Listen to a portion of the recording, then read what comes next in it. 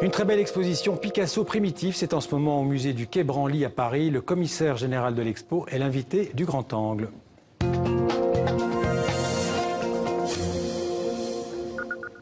Bonjour Yves Le Fur. Bonjour. Alors vous êtes donc le commissaire général de cette exposition Picasso primitif au musée du Quai Branly Jacques Chirac, mais vous êtes aussi le directeur du département du patrimoine et des collections de ce musée du Quai Branly.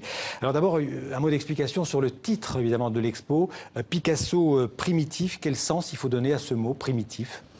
Primitif, il faut l'entendre dans le sens positif, plutôt quelque chose de primordial, si vous voulez, de premier. On a appelé ces arts non occidentaux les arts premiers aussi. Et il faut aller à l'une des racines de l'inspiration de Picasso. Et c'est ce dont l'exposition parle, c'est-à-dire cette force très profonde et très authentique où Picasso a puisé. Et c'est pas seulement l'art africain, hein, bien sûr. Alors c'est pas seulement l'art africain, c'est ce qu'on appelait les arts nègres à l'époque, au début du XXe siècle. Et mais principalement l'art océanien et l'art africain. Vous savez, dans l'histoire de l'art, on a dit par exemple que les cubistes c'était l'art africain, les surréalistes c'était l'art océanien. On s'aperçoit que pour un Picasso, par exemple, ses premiers achats sont de l'art océanien et qu'il a continué toute sa vie. C'est un peu la synthèse des deux. On va en reparler, mais quoi de mieux d'abord de voir un peu cette exposition. On va faire une visite rapide donc avec ce reportage de Marie Berrurier de France 3. Avec les corps aigus et les visages anguleux de ces demoiselles d'Avignon, Pablo Picasso va révolutionner l'art du XXe siècle. Et s'il en est arrivé là, c'est parce qu'il a découvert ce qu'à cette époque on appelle l'art nègre. Obnubilé par l'art primitif, Picasso achète et collectionne les sculptures africaines et océaniennes. Chez lui, il y en a des centaines. Je me souviens, parce que ma mère, donc, et sa fille, m'a toujours raconté cette collection d'art africain, qui d'ailleurs lui faisait un peu peur, et qu'il a transporté de maison en maison.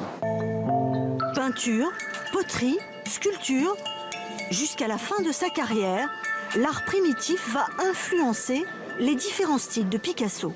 Regardez ces tableaux. Les yeux sont directement inspirés par ce bouclier papou. Et là, ce masque mexicain a influencé Picasso pour cet homme barbu de 1938. C'est vraiment une balade profonde dans sa démarche artistique. On découvre une autre dimension de Picasso que moi j'ignorais totalement. Et ouais, on n'en ressort pas indemne en fait. Hanté par l'art primitif, ses visages distordus et ses proportions étranges nous ont toujours fascinés. En 300 œuvres, cette exposition nous permet enfin de mieux comprendre l'art complexe de Pablo Picasso. Alors, on apprend dans ce reportage, entre autres choses, que Picasso était un collectionneur compulsif et très jeune. J'ai vu qu'il a commencé sa collection en 1907, quand il avait 26 ans. Oui, il commence très très tôt, et l'un des enseignements de l'exposition, dans une première partie qui est chronologique, où on a beaucoup de documents, on a beaucoup de photographies, où on voit en effet cette collection qui va de maison en maison, d'atelier en atelier, et qui va le suivre jusqu'à la fin. Et très très tôt, en fait, Picasso, il est connu pour être collectionneur d'art africain. C'est ce qu'André Salmon, par exemple, disait, avant de vous montrer ses peintures, Pablo Picasso va vous montrer ses fétiches. Et donc c'est cette continuité, si vous voulez, que l'exposition montre dans une deuxième partie, et puis dans une première partie, et dans une deuxième partie, on voit les processus créatifs qui sont en œuvre à la fois chez Picasso et chez les maîtres, les grands maîtres de l'art africain et océanien. Et là, c'est plus de l'art primitif, c'est-à-dire que les deux se rejoignent au même niveau dans un certain nombre de processus créatifs. Et c'est ça qui est intéressant de voir. Il collectionnait des œuvres, et puis il allait beaucoup dans les musées aussi. Hein. Il allait beaucoup, notamment au musée d'ethnographie du Trocadéro. Alors le musée d'ethnographie du Trocadéro, c'est un peu par chance. Disons que le musée d'ethnographie du Trocadéro, à cette époque-là, c'est comme un musée de société, c'est un musée d'ethnographie. Ouais. Il y a des mannequins, il y a des paysans français, mais il y a un peu le monde entier. Et ce qui va être extraordinaire chez Derain, notamment, qui va le pousser, ainsi qu'Apollinaire, à aller voir ce musée, il n'est pas très musée Picasso, c'est l'extraordinaire, en fait, basculement conceptuel où après ces choses qui lui-même dit c'est poussiéreux, ça sent mauvais, mais j'arrivais pas à partir. Il y avait quelque chose qui me fascinait et les Demoiselles d'Avignon, ce célèbre tableau a dû arriver à ce moment-là. Ce fut ma première toile d'exorcisme. Et cette dimension magique, on va la voir dans l'exposition. Elle est aussi très importante chez lui. Et ça va le poursuivre toute sa vie. En fait, on voit que ces œuvres qui viennent des 4 continents, hein, essentiellement donc des deux continents américains, qui viennent d'Afrique, qui viennent d'Océanie et d'Asie, le poursuivent toute sa vie. En fait, c'est comme un fil rouge à travers toute son œuvre. Voilà. Alors ça le poursuit. En fait, quelquefois, ces œuvres sont pas posées sur un socle, mais elles sont derrière les toiles, quelquefois elles sont par terre. Maintenant, des choses qui nous feraient hurler, des chefs-d'œuvre qui sont entre les pots de peinture, etc. Ce qui est important pour lui, c'est qu'elles soient là. Ouais. Et c'est leur présence qui est intéressante. Donc c'est moins une question d'influence, parce qu'il va pas copier, il a compris, il est très intelligent, comment ça fonctionne, et il va le transposer dans sa peinture, mais il veut absolument garder leur présence. Et notamment dans son rapport au corps, c'est très important, vous en parlez dans l'exposition, sa sexualité aussi, sa vision de la sexualité, qui est influencée par ses œuvres. Alors, ce qu'il trouve dans ces arts-là aussi, c'est le fait de se désinhiber. On voit le baiser, par exemple. Voilà, de sortir un petit peu du judéo-chrétien et d'aller vers une dimension nouvelle. Et l'exposition traite de manière, au fur et à mesure, si vous voulez, de son avancée, des pulsions de vie, pulsions de mort, parce que c'est toujours en train de construire et de déconstruire. Et évidemment, ça passe par la sexualité, mais une sexualité qui est plus de l'ordre, et on le sait chez Picasso, de la vitalité, plutôt que de la sexualité comme on l'entend d'habitude. Oui. Alors vous avez parlé on peut parler aussi de défiguration, parce qu'en fait il y a toute une partie de l'expo qui est consacrée au visage et au masque, et c'est ce qu'on appelle le visage à l'épreuve de la défiguration. Alors, dites-nous en quelques mots. Picasso est très fasciné par le visage et par le corps. C'est pour ça que l'exposition se focalise surtout sur cette représentation. Il n'y a pas de nature morte, il n'y a pas de paysage. C'est l'idée du corps et de sa présence. Et pour aller vers ce que les grands maîtres de l'art océanien et africain traitent aussi, à savoir à la fois le monstre et sa transcendance, et la transcendance de l'être humain. Ce sont ces deux pôles-là qui sont traités dans les deux cultures. Vous avez prononcé le mot monstre, et on le disait dans le reportage, il y avait certaines œuvres qui lui faisaient peur. Il avait peur de certains objets qu'il avait acquis.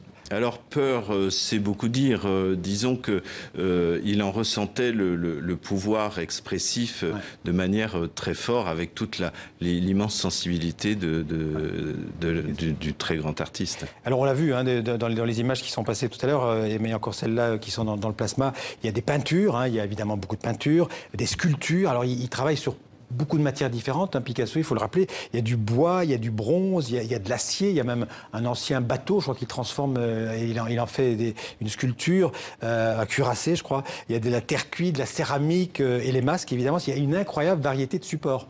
Oui, alors Picasso se servait de tout, c'est bien connu, les mains, les poches pleines d'objets, et il triturait, et sans arrêt, en fait, il se servait, il s'appropriait des formes, bon, tout le monde connaît la Guenon et son petit, où il a transformé la tête avec des voitures d'enfants, qu'il a appliquées à son fils, comme ça. Elle est exposée d'ailleurs. Il y a cette pièce-là aussi qui est magnifique. Elle est exposée, et ça rejoint aussi certaines pièces d'art africain, où les artistes se sont appropriés vous parliez de cuirassé, par exemple des morceaux de bateaux de guerre, parce que c'était aussi une puissance, c'était aussi s'approprier une certaine puissance.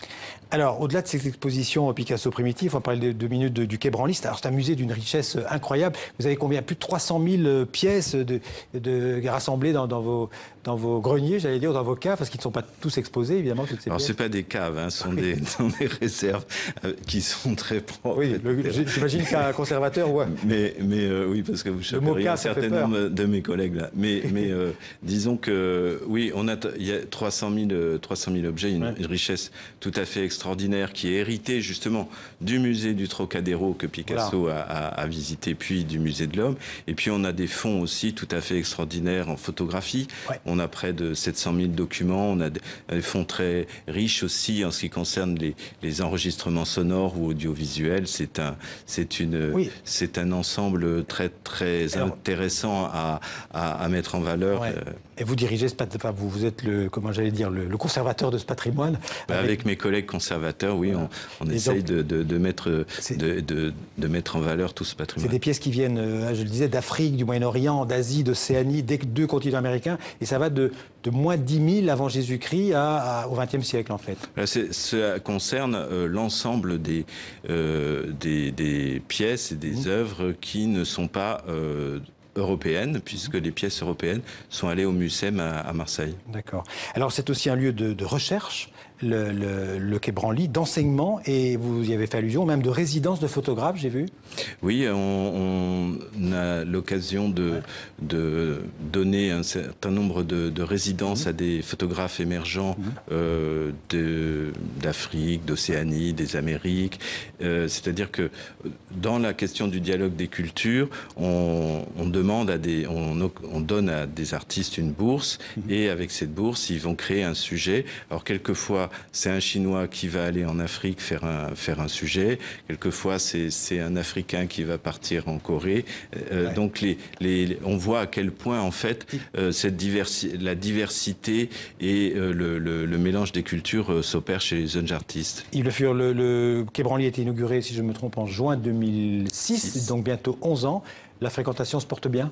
La fréquentation se porte très bien, et si on peut en croire notamment l'exposition Picasso, qui a été, je le rappelle quand même, réalisée avec la participation exceptionnelle du Musée national Picasso et la générosité de la famille. Merci beaucoup Yves Le Fur. Je signe encore deux autres expositions. La pierre sacrée des Maoris, c'est jusqu'au 1er octobre, et puis l'Afrique des routes jusqu'au 12 novembre. Merci d'être venu sur le plateau du 64 minutes. Merci beaucoup.